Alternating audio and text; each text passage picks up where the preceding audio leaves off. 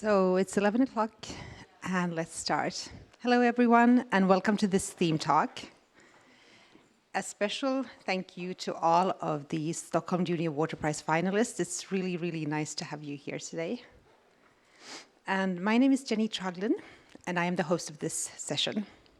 We will be diving into a topic that is vital for our future.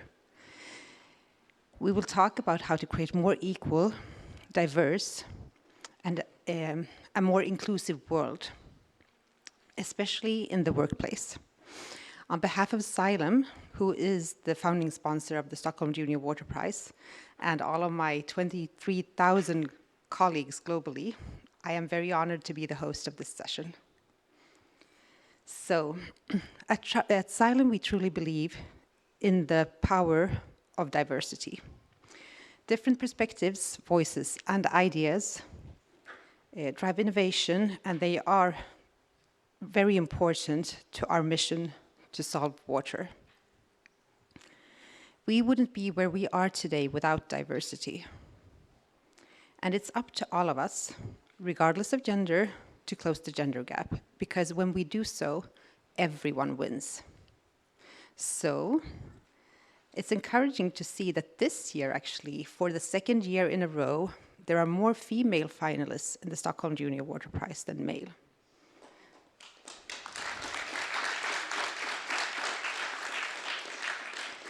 However, research and our experience shows that, as girls grow up, they tend to choose different career paths than in water and tech industry. And for the next hour and a half, we will dig deeper into why this is and what can we do about it. So we've got an interactive session planned for you, and we have a panel of experts who will share their insights.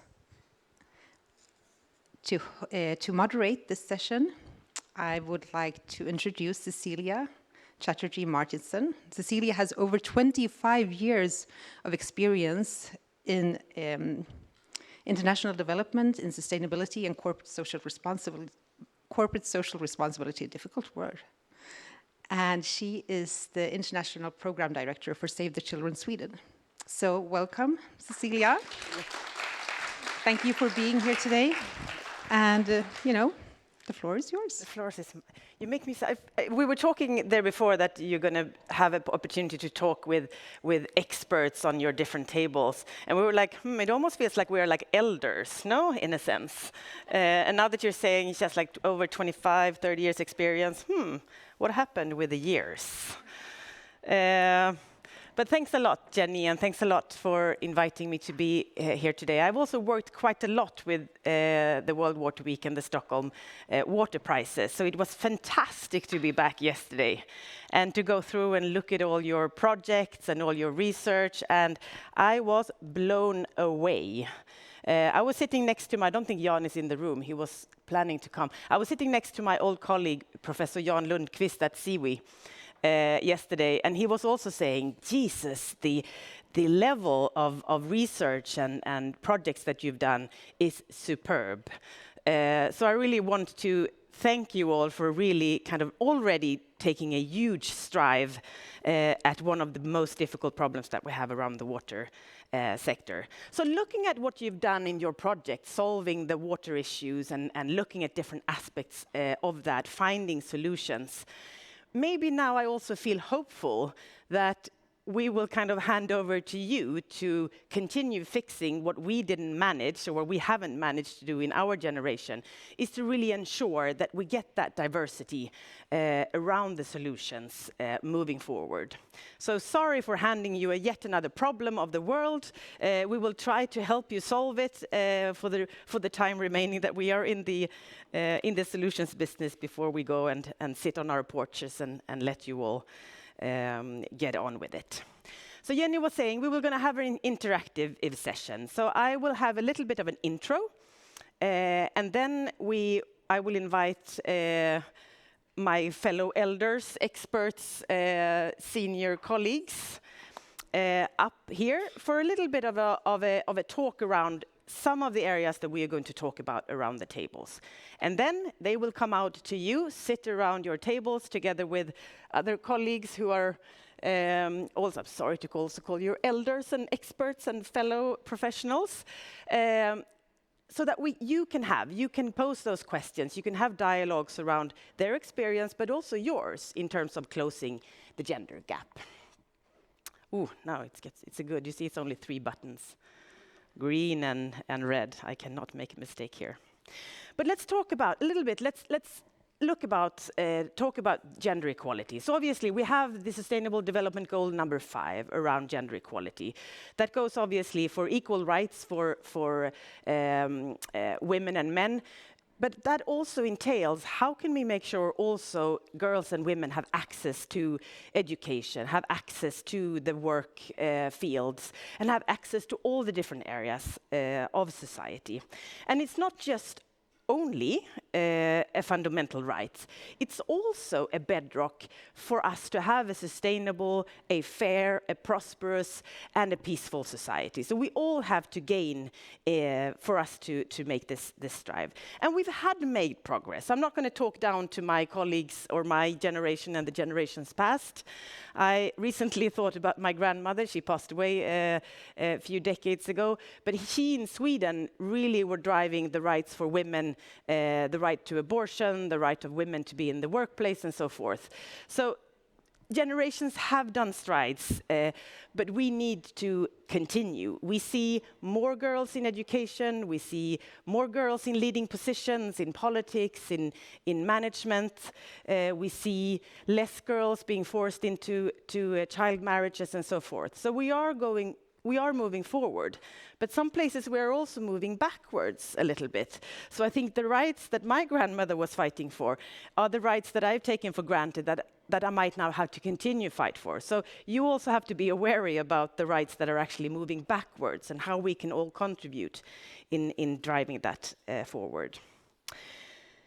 But you, and now I'm looking at again, all of you panelists. I'm sorry for the other participants that are here. You're not as important today as all of your panelists. So I will be talking and looking at you, because you are in a unique position to drive this forward. We already saw yesterday the drive you have in your research, but you can also, apart from the research, also drive other changes that we need to see, not just in that field. And I think this one, how even if you're a woman or if you're a man, how you can be a contributor and an ally and an enabler for the gender gap to close. So those are some of the things that we will talk about here today. And let's see, I said it was so easy. Well, apparently it wasn't. And I think it's not just about it's not just about a human right and a moral imperative, and it's fair that women and girls should have equal rights. I know some of you are probably going to go into the business space, and we have our colleagues from Xylem here. It's also good business. McKinsey did a survey a few years ago looking at 1,000 businesses from across the world, and the businesses that had diversity in their leadership, in their workforce, were the ones that were more successful, that had better profits, and that had long-term value. So it's also good business sense if the human right part and the equality and the fairness part doesn't really tick your boxes. Some statistics. I sometimes say to my husband, who is a poor guy, he works in travel, so a little bit more leisureless than what I do. But so I sit in the sofa and I love to read reports. And statistics, I usually kind of call out, do you know how many bathrooms exist in the city of Dhaka that people can access? And he, after 20 years of marriage, goes, he responds at least now continuously and say, so again, statistics for me was important to bring up because it tells us something. And it also tells us something about what we need to look at in terms of does things move in the right direction. So looking at these statistics. So obviously, women are, I think it's not 50%, it's 49 point something % of the population of the world. That's kind of a fact. Women in the STEM workforce is 40%. So you might think, well, if we're already in science, technology, and engineering and math, 40%, the gap is not so close. But when we start to dig deep into those figures, we see a different picture. So there are good representation of women in the health field, but there are much less representation of women, for example, in the engineering field or in the water utility and water field. So again, looking down and looking at some of these figures. Female researchers globally, again, I mean, it's a figure that's gone up over the years. I remember my first World Water Week, there were lots less of women presenting papers and research than they are now, so 33%. Then it comes down to a little bit where I think we have some more work to do, we as a community. There's only 18% of women in the water and sanitation utility, according to the World Bank. How can we make sure we get more women into this fundamental area of making sure our populations are healthy and prosperous? And the other one, I think, as a Swede, I'm probably going to have to take that upon myself to advocate a little bit more than to the Nobel Prize jury, because only 3% of the science laureates of the Nobel Peace Prize are women. And only one woman of color have ever been awarded. And women are often awarded together with men. So do send in your applications to the Nobel Prizes. You know, you can probably use some of the things that you've done here. You never know. Start now.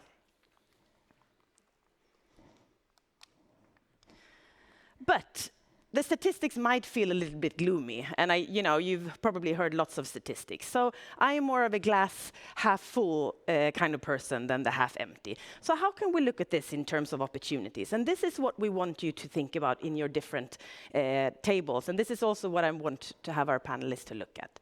So careers. Now here we have room for growth instead of saying there is lots. So if we start at education, so research shows that girls are less likely than boys to study STEM, so again, science, technology, education and math subjects. In high school, 83% of boys opt for the STEM subjects, but only 64% of girls.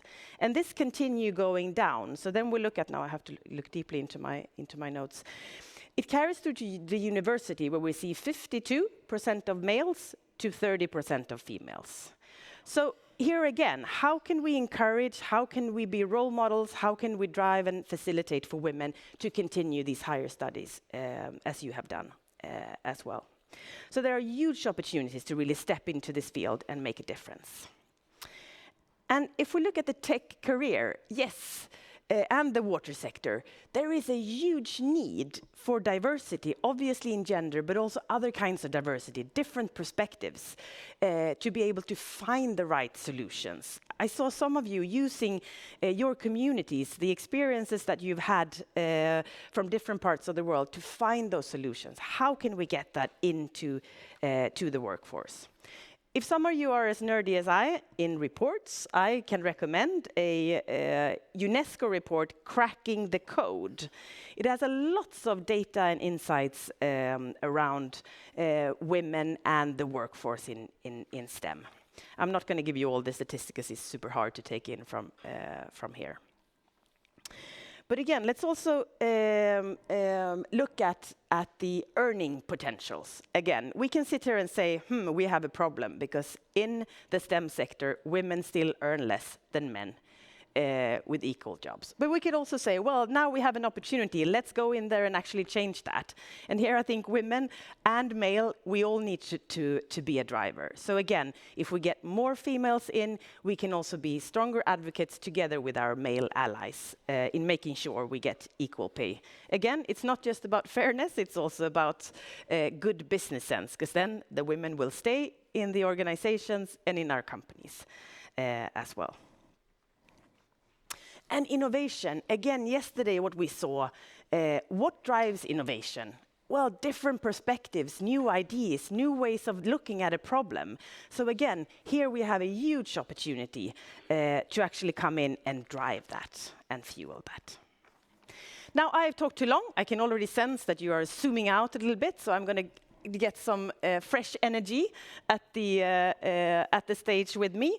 So after we've had a little bit of a panel talk to kind of set the scenes for some of the discussions that you will have. So you now need to think about the questions that you want to raise or some of the experience that you want to raise in the different areas. But let me get my panel and fellow experts and elders. So Laura Fowler, Professor of Teaching and Sustainability Officer at Penn State University. Laura, welcome.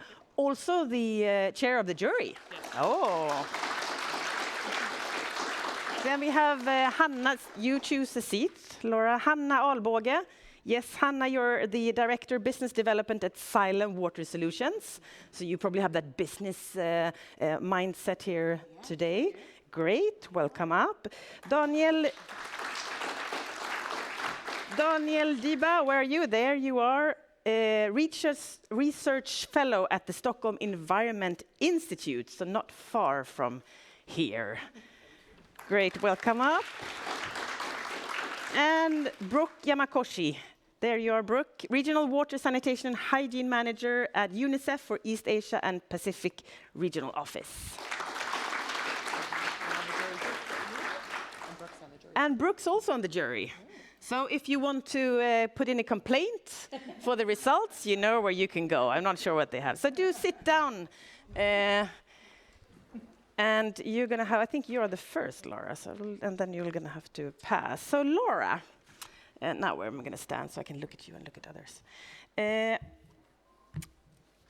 Your table, your breakout table, will talk about building your self-confidence.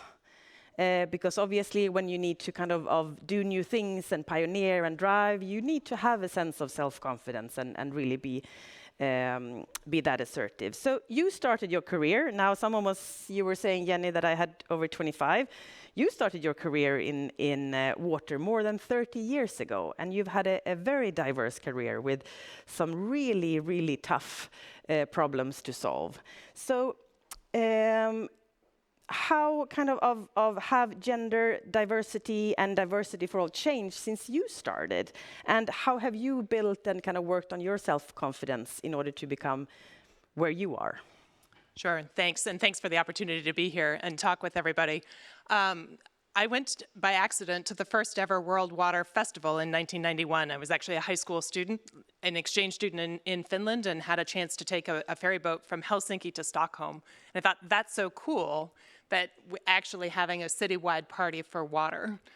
And I will tell a story, which is I was actually very, very shy all the way through high school, but got interested in water and just have followed that thread and that passion. Wrote a history paper on the history of California water problems. Don't do that. That's a terrible topic because it is way too broad. But followed that, created a degree in water resource management in college, graduated, got a job working in water resource management, and just kept following that thread. Went to law school with the idea of being a mediator in the water space, but I was young, I was female. A lot of people were like, well, you don't have a PhD. But I had a passion and an understanding for water, and so got dropped fairly early into deep questions like, how do you fix water quality in the Central Valley of California? Or how do you address flooding in a river basin in Washington State where everybody is fighting with each other, hate each other, trying to fight over the science and can't get anything done, but they need some help? And so I think over time it was realizing and learning the comfort, and then 12 years ago moving into the academic world, starting over again, as an adjunct professor and working my way up. So now I'm serving as a chief sustainability officer of a $7 billion a year institution. And I have to use all of the tricks I've learned all the way through. And so some of it is just walking up to people and saying, hey, can you help me?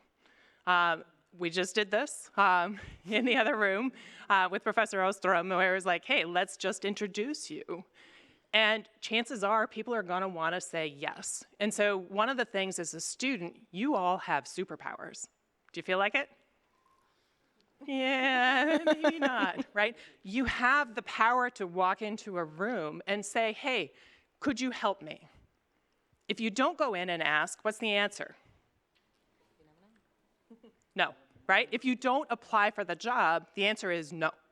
Right? And there is a gender difference. I work with my students all the time on this, is that if women look at a job application, they're more likely to look at it and say, oh, I don't meet 100% of the requirements. Men are more likely to look at it and say, oh, I made about 40%. Great, I'm applying. if you look at that opportunity, look at it and apply. Ask for what you need. And there's some other tips I'll advise, but think about just gulping, getting over being shy and walking up and saying, hey, can I talk to you? Can you spare 15 minutes of time? And chances are people will say yes. That's super good advice for the younger generation, but also for the older to continue doing that as well. The worst thing that can happen is that you get a no. So you will kind of dig into deeper there. So start thinking about, you will all be able to sit on tables talking about this subject. So do think about some of the experiences that you've had or tricks and things around that as well. So Hanna, your breakout table together with colleagues to my right will be around developing your network. So we mentioned before that we see women are underrepresented within science and technology. How do you see the importance around representation and role models and developing your network as a drive in that change? Yeah, and I'd actually like to go back to a bit what you touched on there when it comes to representation, because we talked, and you talked about that, Cecilia, as well. I mean, to be able to solve our future problems, or all the problems we have already now within water, within STEM, we need a diverse workforce. I mean, that's how we create true innovation, and that's how we come up with the best ideas. So that's the goal. But then when it comes to diverse representation, it's also very important from a visual standpoint. And what I mean with that is, as humans, as people, when we see someone achieve something and we identify with them, it kind of sparks something in us. It makes us think, well, if he or she can do it, I can do it, because we have something in common. So that's just natural. And I think a good example of that was actually this summer after the Olympics. They conducted this survey here in Sweden, and they asked people, do you think you could be in the Olympics? And it was actually a third of all the people who answered this who said, yeah, if I start training today, I will be in the Olympics in 4 years. First of all, I think that's kind of, yeah, go. Very, I like the boldness. I like, yeah, so that's terrific. It's a lot of people. But I think what it also shows in the Olympics is very diverse in many perspectives. So many nationalities. It's people with all different colors. It's male, it's female. We have the Paralympics as well, which is shown. And a lot of people, I would say almost anyone, can find someone who you kind of identify with. I mean, I would never look at a long-distance runner and think, hey, I can do that. But maybe when I look at someone doing in the track and field, javelin, I'm like, oh yeah, maybe if I start training. So you find something and then you get inspired by that.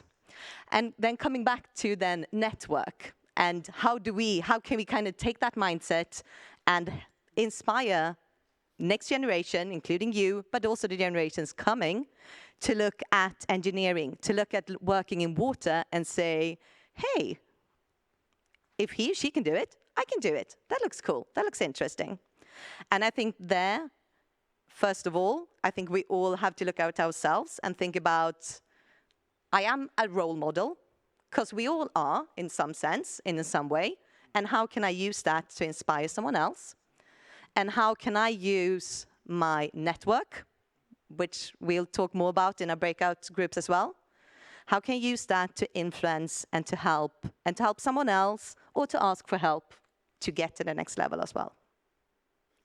Thanks, Hanna. Yeah, lots to talk about in that subject as well. Daniel, you on your table will talk about the role of male allies. So based on your experiences, what can you as a male ally do, and what have you been able to serve or to do in your kind of allyship to close that gender gap? Okay. Thank you very much. I feel very glad to have the opportunity to be here to share about my experience, but also to learn from all the incredible colleagues we have in the room, because we all have diverse experiences. And we come from different backgrounds, and we all have something to contribute to one another. That's something that I have learned in my journey so far. And the fact that we, especially coming from a different culture, I work in Sweden, and I've been based here in Stockholm for about 7 years now. And I work in a relatively multicultural environment. In the office at Stockholm Environment Institute, we have about colleagues from about 30 different countries.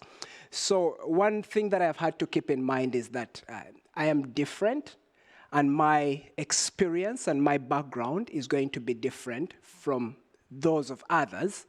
And so I cannot impute my own experience to others and assume that because something was easy or difficult for me, that means it was easy or difficult for them.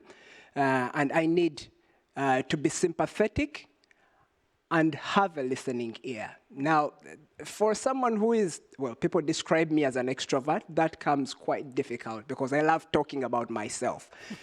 So I've had to work hard at creating a listening ear so I can ask people to tell me about their experiences, what is of concern to you in a workplace, what are you finding difficult, how are things going for you, what are your aspirations, where would you like to go from where you are today, how can I be of help to you, what resources can I share with you. That's something that I've had to work hard at, and for all my colleagues, both female and male colleagues. But one thing also that as far as building a listening ear or the culture of listening, I credit my lovely wife, Deborah Nasozi, who has helped me very much in this area. Anybody who is married will know marriage is one of the things in life that tests you. Because here, I can come and tell everyone, I'm this great research, I'm doing all these nice things about sanitation and all the work that I do. But it's at home where I am tested and how I relate to my wife, who has career aspirations of her own. She's an engineer working in a different field from mine. She's a geotechnical engineer. But how I relate to her and how I can support her so that both of us can fulfill our career aspirations is something that I have worked hard at and learned, because the culture that I come from, I am originally from Uganda, and which is quite different from Sweden in terms of having role models for how, men and women, their roles in the workplace, etc., and also in the family. It's a bit different. So these are things that I've learned. I'm fortunate that in Sweden I have lots of role models. Sweden, with its mode of shared or parental leave, for example, is something that I've been very fortunate to benefit from when we had our first child. But I feel that if my aspirations for contributing to gender empowerment, if they do not work at home, charity starts at home, then I can't export it anywhere, even here. So I see that as my testing ground and the extent to which I support my wife in fulfilling her career aspirations so that it's not only me benefiting from the family. And I mean, in other contexts, maybe you might not be married, but your own family, your siblings or your friends, the extent to which you support them is what will determine how you relate to others in a workplace. So I've learned a lot in my own experience, listening to my wife and testing my ideas about how much of an ally I can be. And if she can testify that I am the greatest supporter of her career, then I think I can stand before others and claim that, yeah, I have something to say about that, and yeah, I can contribute to supporting and mentoring others as well. Yeah. Thank you, Daniel, for sharing that. Yes, use your family and your partners and your children, who will also test you to what you're actually, if you're actually doing what you're saying that they should be doing as well. Brooke, your topic in the breakout room will be about the importance of mentorship and sponsorship. So what has been your experience? So much to say about this. I think with mentorship, I want to kind of come back on the ideas that all three panelists have talked about. So about networks, about self-confidence, about role models, and about men and other women as allies. So interestingly, I feel like I have benefited so much from formal and informal mentorship. At all levels. And one of the things that has been really just hugely valuable and really special is the sort of peer networks and peer mentoring that can come from that. I think one of the great things about mentorship is that it helps you learn not only maybe things about your job functions or specific skills, but also how to be in the workplace. When you come into a new job or a first job or an internship or you switch roles, there's always invisible kind of norms and rules, and mentors can really help you to navigate those and shorten your learning curve, make it a lot easier for you to come into a place where maybe you have questions about how to behave or whether you really, how much you could belong in a place like that. One of the things I love about my workplace at UNICEF is that it's really diverse. We're a UN agency. We have offices in, I think, over 120 different countries, so meeting lots of different people. And in our network of women that we have working in the water and sanitation sector in UNICEF, we have women from all over the world at all levels. And I learned so much from my engagements with them. Just from being in touch with each other, if there's a topic that I want to learn more about, what's happening in West Africa on sanitation, or how are my colleagues in South Asia dealing with water quality. There's always somebody that I can reach out to through my network, be mentored on a topic that I don't know that much about, or if there's a job opportunity I see that I want to apply for, there's always somebody I can reach out to learn more about that. I've also benefited hugely from formal mentors in the workplace, and I've had wonderful formal mentors who have been both women and men. But I want to focus in a little bit on the opportunity that I have with a mentor who is a man who is maybe 10 or 15 years more advanced in his career than I am. And it's been a really interesting learning experience for me as a woman who's younger than him to hear how he approaches things. I think often I'm a lot more stressed out, maybe have a lot more self-doubt, maybe a little bit less confidence than he does in approaching topics, and just calling him up and being able to say, hey, how did you deal with this?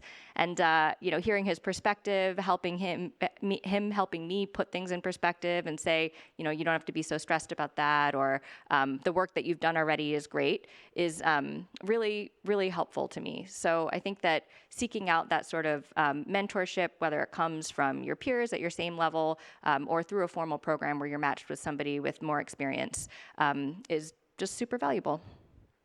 Great, thanks a lot for those kind of insights and starting the dialogues that we are now going to move down to all of your tables.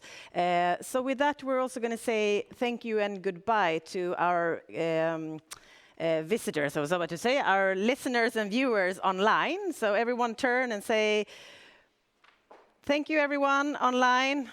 Now we're going to close from here and sit in our tables and work. So this session again is for you, the Stockholm Junior Water Prize finalists. So you will have our lovely panel of experts and our lovely panel of facilitators at your table. You that are not a Stockholm Junior Water Prize finalists, do stay at your tables and talk about these issues as well, your experiences as well. So with that, can I raise one thing? Absolutely.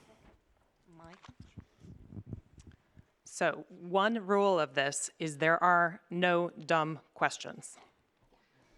You have the freedom to ask anything you want. People don't want to look like an idiot, but ask.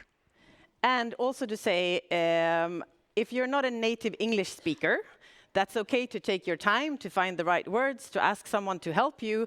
Many of our panelists speak other languages as well, so maybe you can pose your questions in your own language. So we'll try to figure it out. So no stupid questions, and who cares about language issues? We'll figure the question out.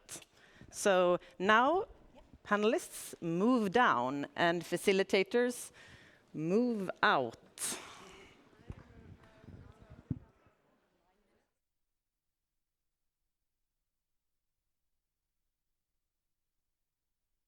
We'll be able to talk about all subjects. So the facilitators will move around. You stay at your tables, and you will have like 8-9 minutes for each theme, and then we will give a warning, and then the facilitators rotate, and you just sit and relax and talk.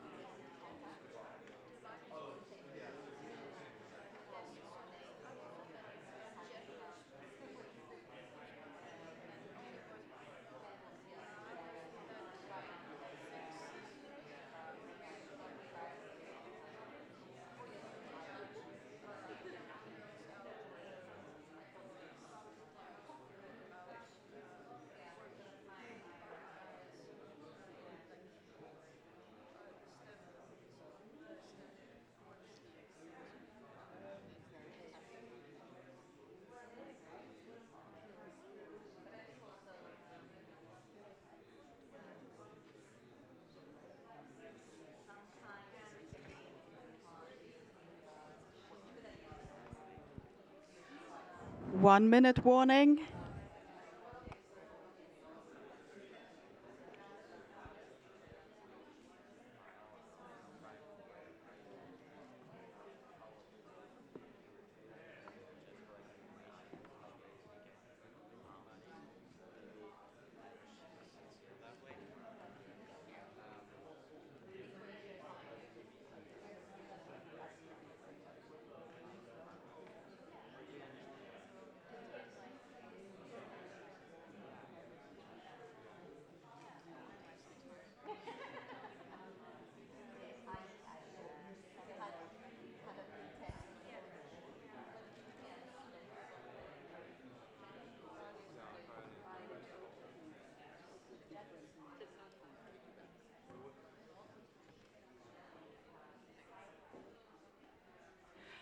Five, 4, 3, 2, 1.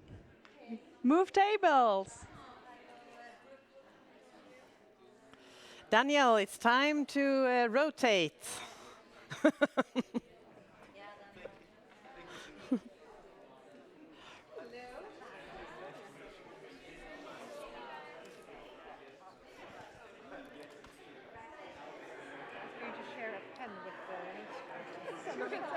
You're going... No, okay. Vilket håll, which way should they rotate? First table. As long as you guys know where you know. We don't know. Always that way. Yeah. Yeah, you go to that. Yeah. And Laura goes here, yeah. Giver dem. Och de här ska också precis.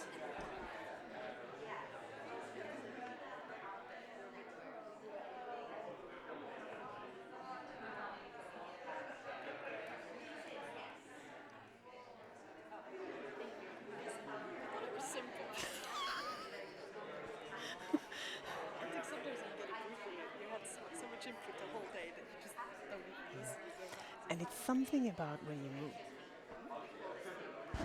Something about when you're supposed to move that also leave it on.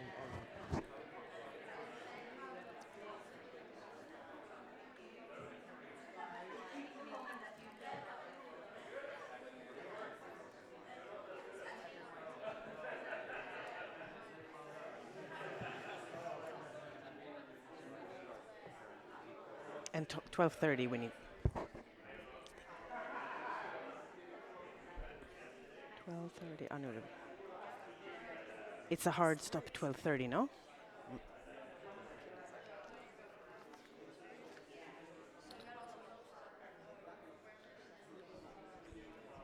Ah, so did I.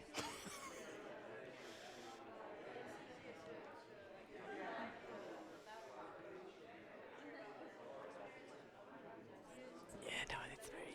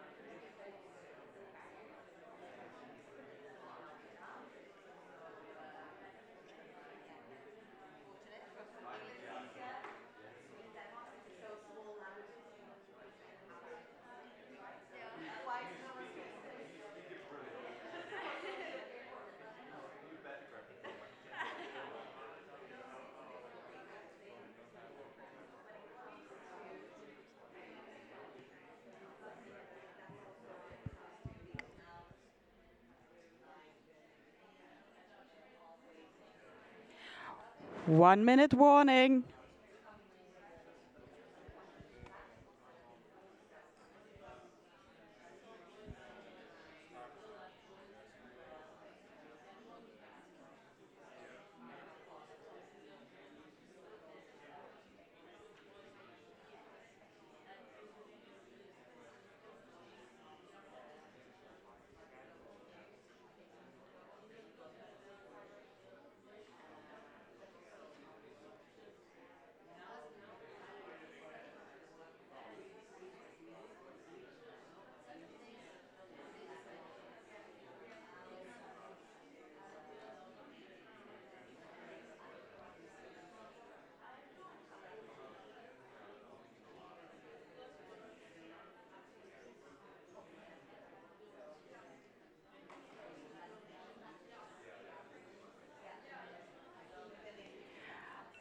It's over, moving on. It's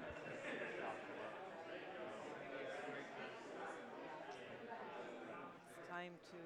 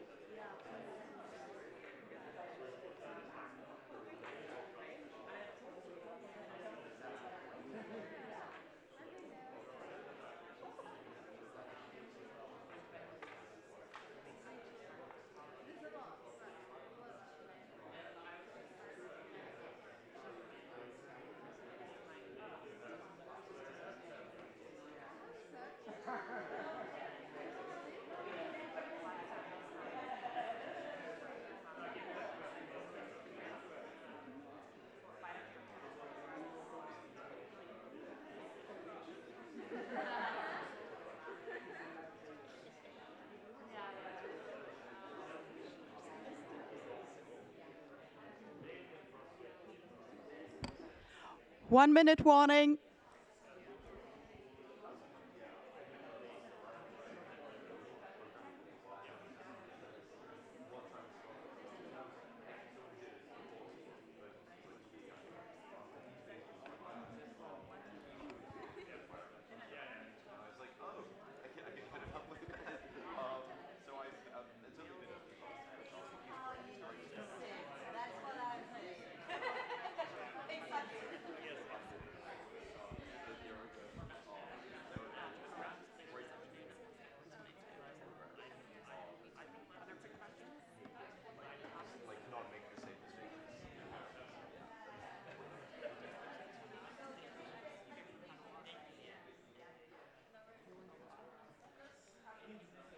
Five, 4, 3, 2, 1.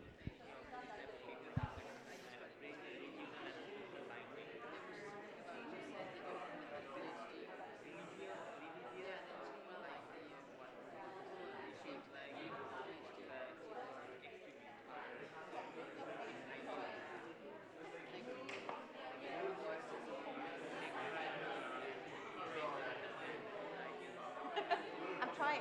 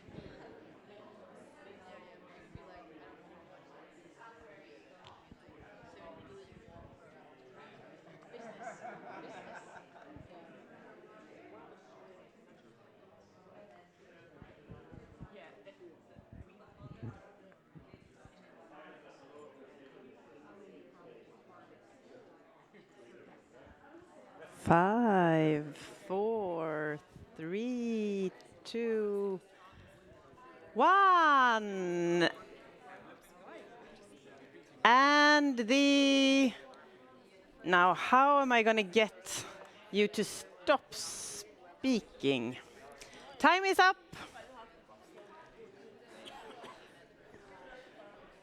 Brooke and colleagues. So how was it? How was it? You can sit. You can stay. You can stay in your table. Yeah.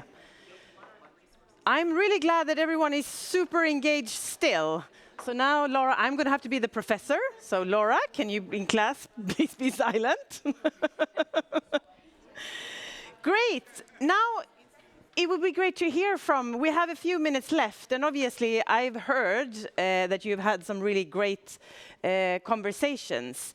So, while we obviously want to hear what our elders have learned, we also want to hear from you guys. I have to be on stage. Oof. Then you have to be that one. I wanted to roam around amongst you and not feel like I was on the podium, but okay, I will comply. So let's hear from. Let's start here from this table. Do you want to share anything that you take away from these discussions? Internet is not such a thing only for searching for example, inventions or such as solving problems. It's such a way where you can inspire yourself, not only just to catch some things, but be inspired by it. It's such a great thing about it. Great. Thanks. Good thoughts. Let's come from this table. Anything that you take away from these discussions that spoke to you? Again, there are no... Or Hanna. We have the safety net of Hanna. Yeah. So what did you hear, and what are you taking away from the discussions that you've had? Well, we started actually a bit on the other side, not on the network, but more on when it comes to education and the importance of education for our next generation, which I think was a very interesting question. So that's one I'm taking with me, but also, as we said there as well, I mean, there's not one solution, and it never kind of is just one solution that works everywhere. And I think that's also where it comes in, connecting it to network is, as we talked about just now, is I don't know what I'm doing in 10 years, so I don't know who I need in my network. And I think that's a good reflection, because you don't know which questions you want to ask and use your network with, right? We know we're going to need other people around us in the future. So that was my kind of thing as well. Start collecting people. You never know who's going to be the one helping you in 10 or 15 years. We just know we're going to need to work together. And continue building that network throughout. Yes. I also wanted to say that I think it's especially important for both men and women to have a broad perspective on making change in the workplace. I mean, especially in networking, like to not be afraid of like what you don't know you're going to do in future, because I think at the end of the day, every opportunity has a benefit. I think especially with this competition, we've all come from situations where we started off thinking, should I enter into this competition? And then we all came to this level. So I think embracing opportunities and confidence and networking is especially important. Great insights. And also in the networking, you never know who you need, but you also never know who you can help. So likewise, which takes you to different. So this table here, and Daniel has now already said that he can speak as much. Maybe if there is someone else who wants to lift anything from your discussions. We talked a lot about how it was important to have people who help you throughout this process, both male and female, and supportive adults or other friends, because without them we wouldn't be here, really. Yeah, no, super great reflections. And again, the people who you need help with or from, and the people that you can also bring up and help. So now here we're having a fight at this table. Who is taking the mic? We will have a mic drop soon. What am I supposed to say? You are supposed to share whatever you felt that you are taking with you from these discussions. Anything that kind of came to you or anything that you localized. Okay. Well, from these discussions, I understood that it is very important to not only live in the moment, but also look for the future and take with you everything that you can have in your brain at the moment, and try to experience as many things as possible, and try to have a broad network of people that you can reach out to, and just suck in all the things that you can while you have the chance to. Yeah, great. And I can guess that this week will probably been one of those weeks where you really kind of had the chance and the opportunity to soak in lots of both networks and learnings and opportunities moving forward. So great reflections. On the table back. Another mic. Then we'll take the facilitator. Incite us for what did you talk about in your Oh, putting me on the spot here. No, we had throughout all the tables great discussions related to male allyship and what that means. And was also some good, a little bit of a pushback that gives some good insight here as well, that it's not just about being male allyship, it's also being an ally. And that starts by recognizing if you're part of a privileged group and understand the other group's perspective and how to support them to bring equality to the world. So it's male allyship, but you can also extend it to include other parts or perspectives. So it was really good discussions. Really good point as well, obviously. Recognizing your own privilege and make sure that you step into other people's shoes and open doors. Before I continue on any of these tables, I was wondering if any of the audience here had anything to add to the topic. Do you want to go? Okay, so we also had discussion about the topics, and we're here as a young professional and a bit not so young professional, and we were talking about mentorship, especially because as a young professional, usually when you enter the work environment for the first time, you're expected to know everything.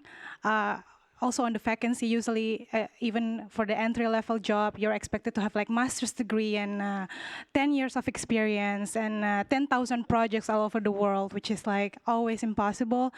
And we were reflecting on that, and from our beautiful lady over here who started the job earlier than us, she also told us that there's an insecurity for older generation to also help the younger generation because they feel insecure that the younger generation know more than them. So I think there's these insecurities in both generation create the gap, and it's just interesting perspective on that topic.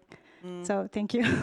We also need allyship across the generations, I think. There are lots of things that we are good at. Going back to at home as well, Daniel, I'm sure you that have children, you know that if there's an IT problem in your house, you are not the one who can solve it. There is the younger generation who solves it very quickly.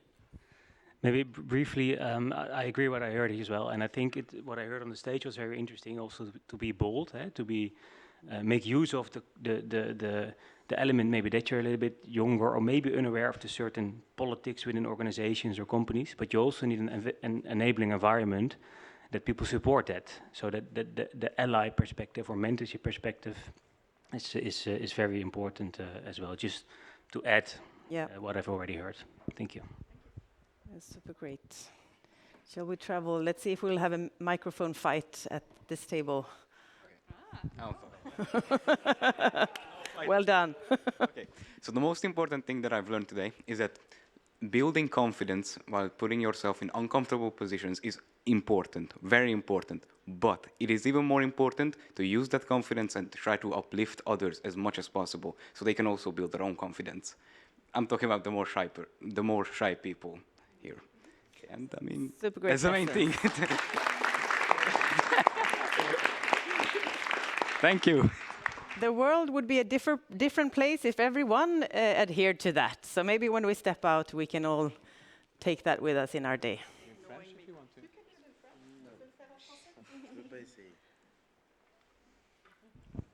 Okay, so I learned to be confident and being able to express myself anywhere, not being shy. No, you can be shy, but not too shy. And then having a high self-esteem, not low self-esteem, being confident in yourself, being able to express yourself anywhere you find yourself. Great, thank you. And we have the last table. So our last topic was just like networking, and we said that it is like the roots of a tree, and it's something that has to grow. So for all of us, it's what we're doing. We did it the last days. We connected to each other, and it's not about only taking, it's also about giving. So I think that's something that we do very well, like in small things, like helping each other, getting ready for the ceremony, things like this. But also, maybe we'll go and I will visit Australia or something like this, and then I will call you.